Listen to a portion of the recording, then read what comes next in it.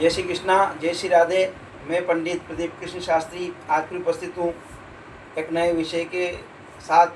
कल बताया था ना आपको, जल के बारे में चर्चा करेंगे। जल कैसे पीना चाहिए। अंजलि से जल नहीं पीना चाहिए। बाएं हाथ से जल उठाकर अथवा जल में मुंह लगाकर पशु की तरह नहीं पीना चाहिए।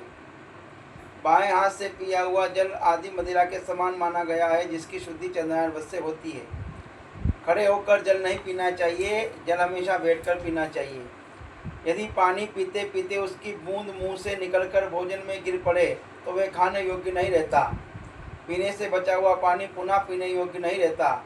जैसे थोड़ा पी लिया फिर उसके रख दिया, फिर बाद में पी लिया, ऐसा नहीं होना चाहिए।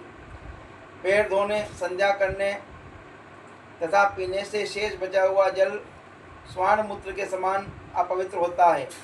उसे पी लेने पर चंद्रायण व्रत करना चाहिए। यदि जल पात्र को ग्रहण करके मल मूत्र का त्याग किया जाए तो वह जल मूत्र के समान पीने योग्य नहीं रहता। उसे पीने पर चंद्रायण व्रत करना चाहिए। जैसे हाथ में कोई जल का पात्र लगा हुआ है, आपने लघु शंका किए तो वो जल का पात्र अशुद्ध हो जाता है। अब थोड़ी सी चर्चा हम दूध पर करेंगे।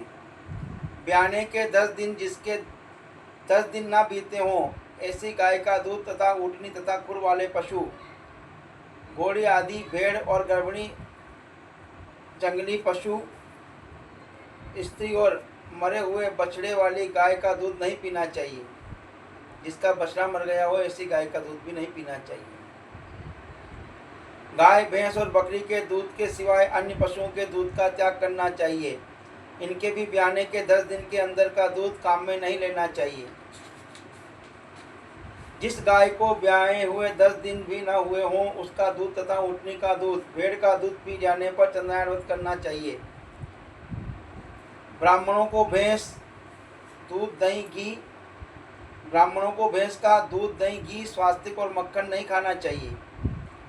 जो मनुष्य छोटे बछड़े वाली गौओं का दूध दुहकर पूरा दूध पी जाते हैं, उनकी संतान नष्ट हो जाती है तथा उनके वंश का क्षय होता है। इसलिए बछड़े को पिलाकर फिर पिए।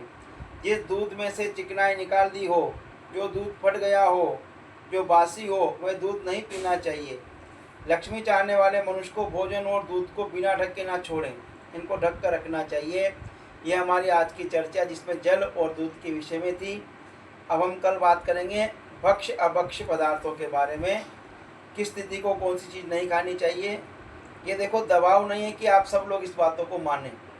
आपको ऐसा लगता है कि क्या ऐसे करेंगे तो कैसे जिएंगे, बहुत बड़ी बड़ी बातें हैं इसमें, छोटी छोटी चीज़ों का ध्यान रखना पड़ता है।